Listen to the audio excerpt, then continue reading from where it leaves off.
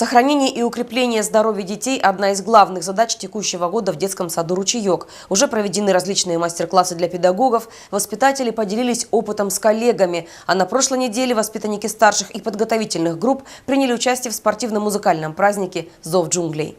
Идея провести такое мероприятие возникла спонтанно, когда педагоги заметили, что ребята устали от зимы и скучают по теплому времени года. Если до Нового года на занятиях по изобразительному искусству дети рисовали в основном красавицу елочку, Дед Мороза, подарки, то прошел месяц, январь принес нам холода, сильные ветра, морозы, и дети уже не могли столько времени находиться на улице. И вот сейчас, сидя за компьютерами, сидя на занятиях, они стали рисовать лето, как они занимались или как находились у бабушки, катались на велосипеде, купались в реке. Сегодняшний праздник решено было провести в экзотическом стиле. Задача ребят – помочь племени Тумба-Юмба спасти от гибели местных птиц и животных. Первое задание – исполнить африканский танец.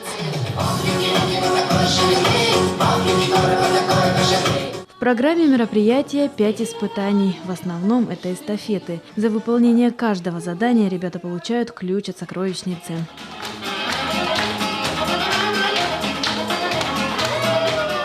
Задания выполнены, животные спасены. Благодаря воспитанникам старших и подготовительных групп жизнь племени Тумба-Юмба теперь вне опасности. А педагоги уже начали думать, в какую игру вовлечь ребят в следующий раз.